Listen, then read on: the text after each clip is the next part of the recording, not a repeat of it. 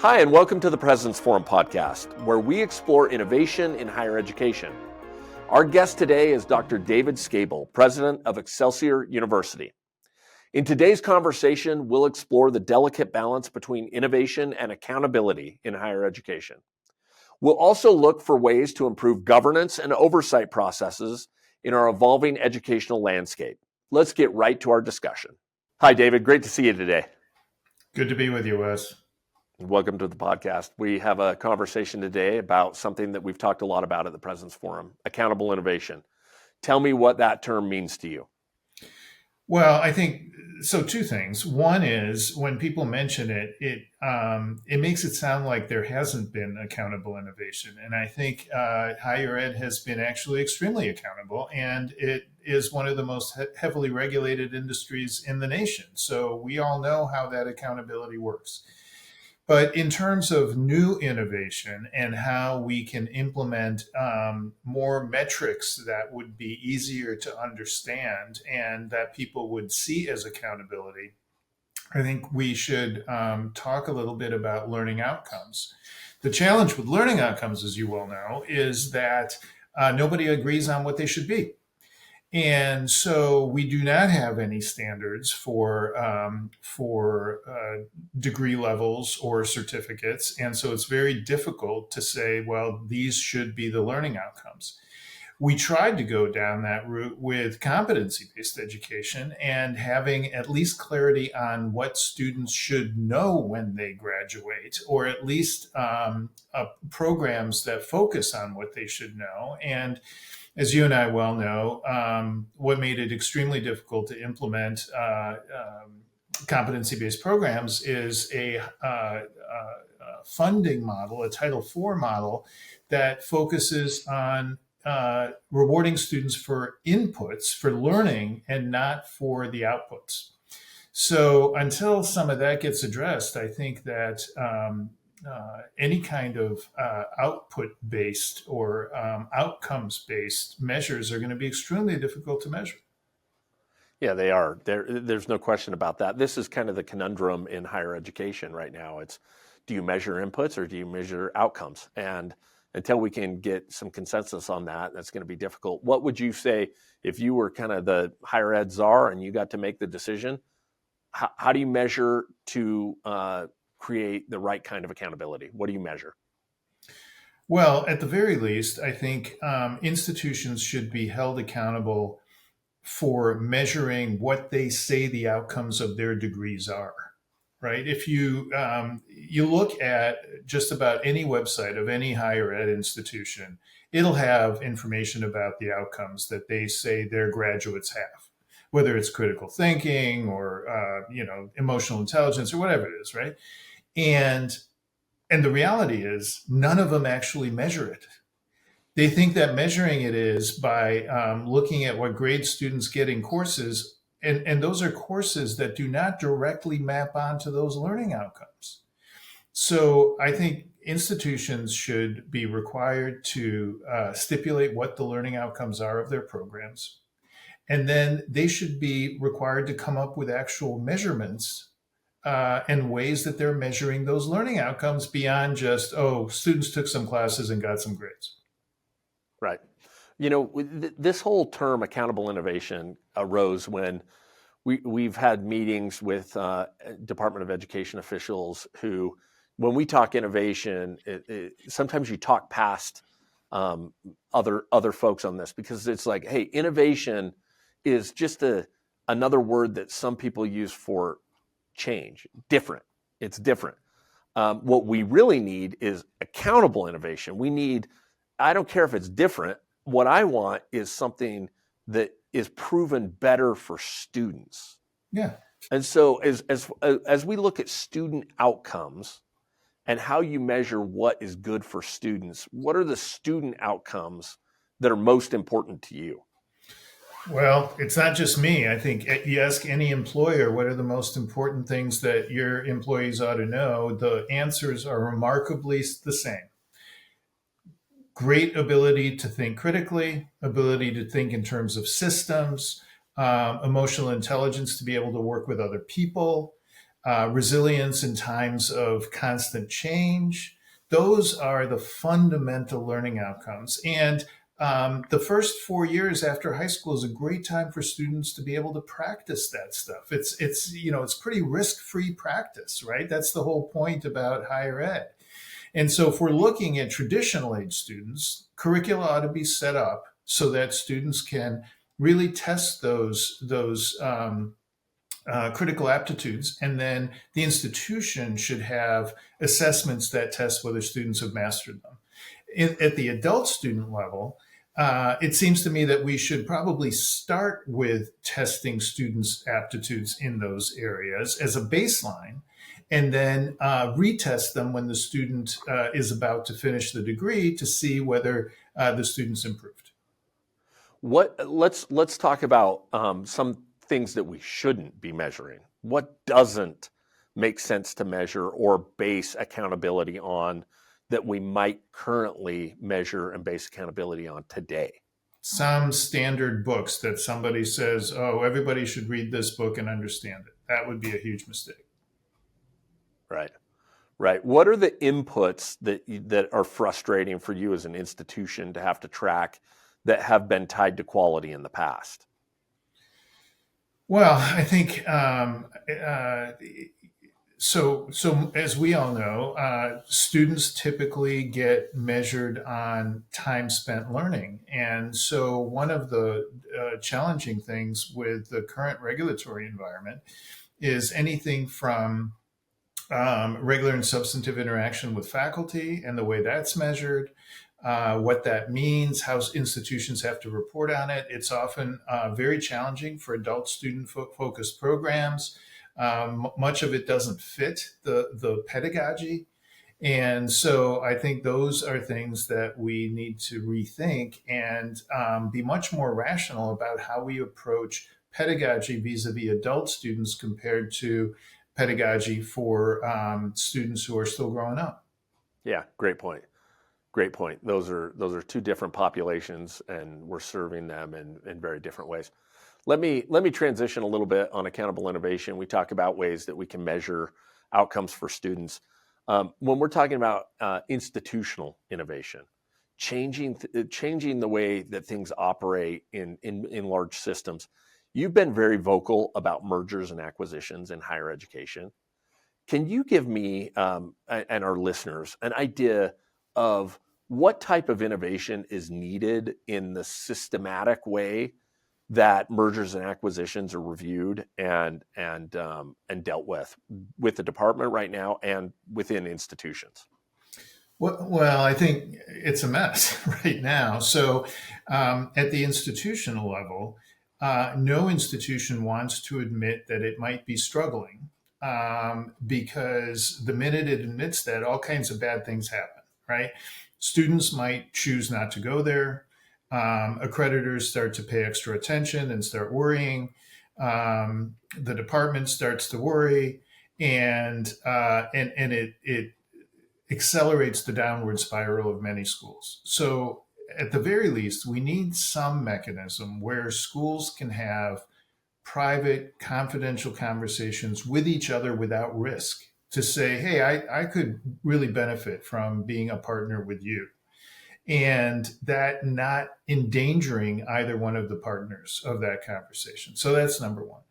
Number two, at the federal level, it has been incredibly challenging to get any clarity on whether a merger will be approved. And so having some sort of a pre-approval nod, doesn't have to be anything official, but at least some sense of whether, if all things look good, the due diligence looks fine, that the department won't stand in the way of the merger.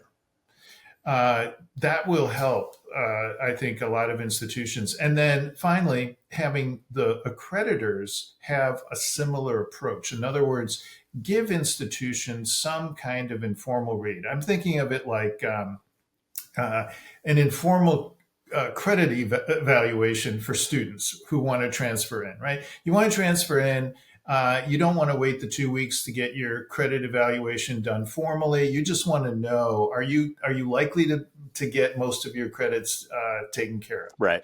Same thing in the merger and acquisition thing. Is this thing likely to work? If you have concerns, what are they? And let's move through the process. Give me an idea right now, David, and give our listeners an idea. If there is a merger and acquisition being contemplated by an institution or two institutions, what's the time frame right now of getting feedback from the department on whether that could potentially work? 2 years. And what should it be? I think it should be no more than 3 months. Yeah. Okay. So you're saying like a fundamentally more efficient process is required here. It can't be. We shift it from 2 years to 1 year. This is like, hey, we should be measuring this in weeks, not years. Well, especially at the informal level. Again, I understand having to cross the T's and dot the I's. I get that. Just as, and I'll keep beating my example of the informal credit evaluation to death here. Just as we want to make sure if we are admitting students officially into an institution that they've got the right transcripts and they're really from the schools they say they're from, et cetera, et cetera. I get all that. Right. But we can tell a student, look, if the transcripts that you're telling us you have are real, and if the courses you're telling us you took are real, then here's what would happen if you transferred here. Well, the same should be the case with higher ed institution mergers. If both institutions say, look, here are 990s, here's where we currently stand, here's how things look. We're willing, both institutions are willing to enter this in the good faith. The boards are behind us, the senior leaders are behind us. Right. So blah, blah, blah. So it should be easy for the department and the accreditors to say, well, if all that stuff's true, great, we'll approve you. So now go ahead and keep us posted, making sure that those things continue to be true. Right. The key here on all of this work is we need to maintain some transparency and accountability for the institutions, but that doesn't mean that we can't facilitate this type of work being done at a much more rapid pace, at the pace of business, at least. I mean, things are changing so quickly. We've got to be able to have better information sooner. Yeah, and the danger, and there is a real danger here in not expediting this, right? And we've seen it over and over again, and that is that many times an institution, if it's brave enough to say, hey, I need help and I want to move forward with a merger with another school, that institution is probably not doing particularly well financially. But hopefully the institution isn't circling the drain yet. But if you make it wait 2 years, by then it's going to be circling the drain. And at that point, and we've seen this, we saw it in New York between a couple of schools about a year ago when they were gonna merge. It took so long that one of them basically was about to go out of business. The other one said, "Okay, sorry, we don't want you anymore." Right. Yeah, there is a danger, and I've had this conversation with other presidents of other institutions, and essentially the feedback that I have from those informal conversations has been, hey, this is just we're just in purgatory. We don't know what to do. We're not getting the right signals, and even when we're going through the formal process, it takes so long that it's just the planning cycle, the business cycle is just totally thrown off. So I've heard this frustration from multiple other presidents. It's not just you. Yeah. Well, let me transition to one last question around accountable innovation, and that's something that I want you to tell us a little bit about your success in this. Your work establishing transferability frameworks through Excelsior's constellation strategy. It goes a long way to demonstrate innovation in higher education. What are the practices and the protocols that have proven successful in creating new learning pathways within institutional frameworks? It's 95% culture and 5% process. So I think the key is for the partnering institutions to agree to make students truly come first. So students have to be more important than the faculty, and the students have to be more important than the institutions. And if everybody agrees on that, and everybody agrees on what it means for students to come first, then I think you can put the processes in place. And so, for example, and then by the way, the processes aren't that difficult. It's just a matter of figuring out what's going to work through Banner, or that kind of thing, right? It's Right. At that point, it's just procedural. So the main thing is figure out how to put students first, figure out how to not penalize students for wanting to take classes at one institution and then go somewhere else and maybe come back, or maybe go to a third school, right? Who knows?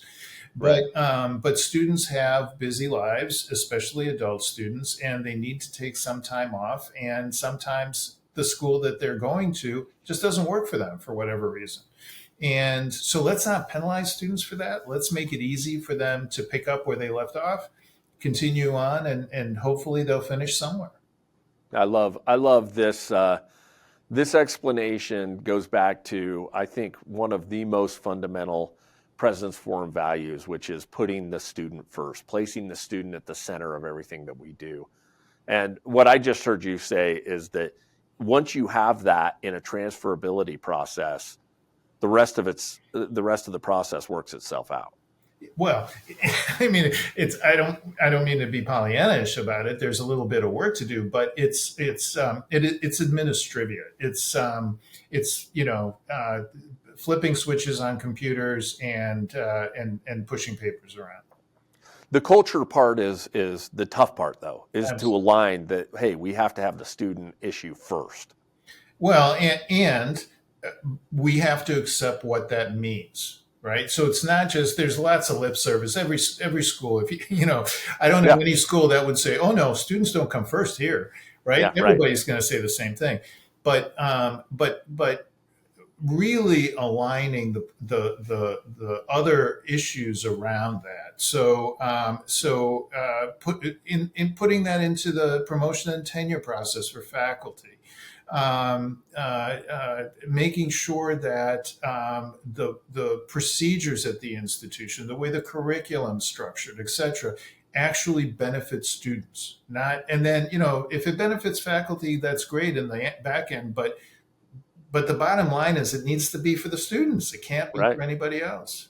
I love this idea of you can tell about an institution's commitment to putting students first by looking at some of their practices. Absolutely. And transferability is a huge one. And if an institution is making transferability a priority for the students, you can tell that they're putting students before they're putting all the other interests that an institution may have. Well, you can look at the P&T process and see it within the first two lines of the P&T process, right? If what it takes to get tenure is research and teaching doesn't count, that is not a student-first institution. Yeah. Great point. Well, this has been a good and informative discussion about accountable innovation. It's something that we're talking about all month with the President's Forum, and we'll have multiple different presidents weighing in on accountable innovation. But I think it's safe to say that it's one of the principles of the President's Forum that you'll hear from each president is that innovation has the ability to change lives for students, and that's why we should be pursuing it, is the end result of changing lives for students. And I'll give you the last word on this. Tell us the key motivation behind the accountable innovation principle for the President's Forum. Well, I mean, you said it very well. I think we need to make sure that we support our students, that we help them learn, and that they succeed, and that they achieve their learning goals and go on to do great things. Right. Well, David, thank you. We appreciate your time today, and we'll be in touch next month on our next topic. But thanks for working us into your schedule. Thanks, Wes. Always good to be with you.